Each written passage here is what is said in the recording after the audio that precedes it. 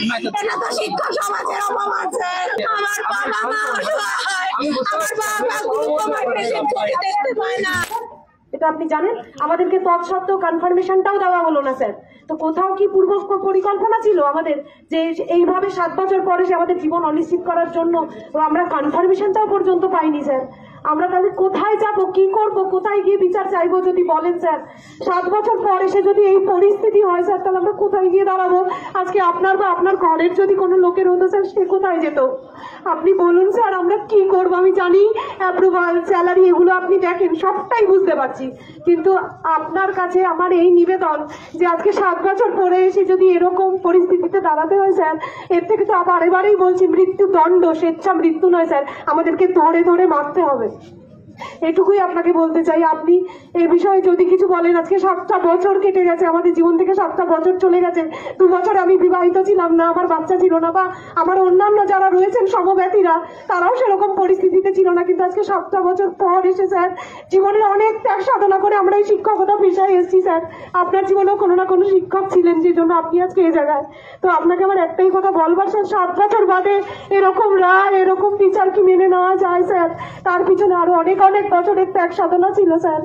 যদি আপনি কিছু বলেন মানবিক দিকে আপনার ঊর্ধ্বতন কর্তৃপক্ষকে, যদি কিছু রিকোয়েস্ট করেন যে এরকম হতে পারে না, সবাই মিথ্যা নয়, স্বচ্ছতা আছে স্যার, এখনো সেই জন্য সূর্য ওঠে, সূর্য অস্ত যায় স্যার, কিছু বিচার করুন, এটুকুই বলবো।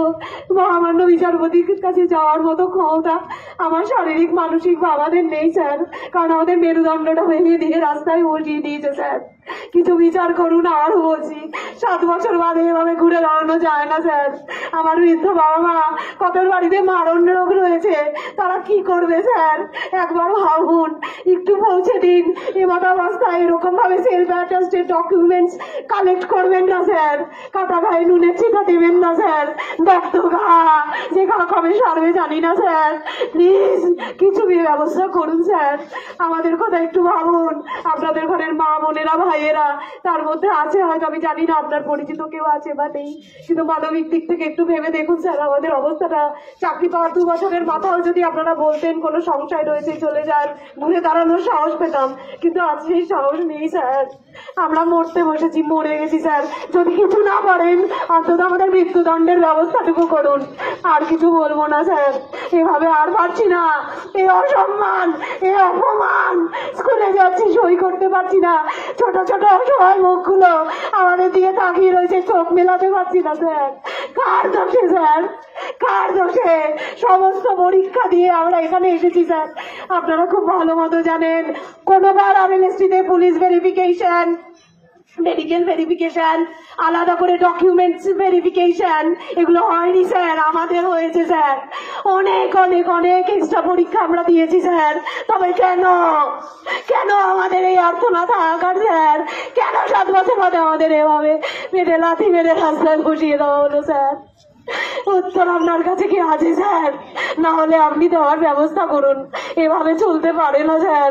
আমরা বসে গেলে সমস্ত সমাজ, ভবিষ্যৎ প্রজন্ম সব শেষ হয়ে যাবে স্যার। একবার একটু ভেবে দেখুন স্যার, আপনার জীবনেও শিক্ষকের ভূমিকা ছিল স্যার, না হলে আপনি তো এখানে থাকতেন না, আমরাও থাকতাম না। আমাদের জীবনেও আইডল শিক্ষক রয়েছে, তার জন্য আমরা আজকে এখানে এসেছি স্যার।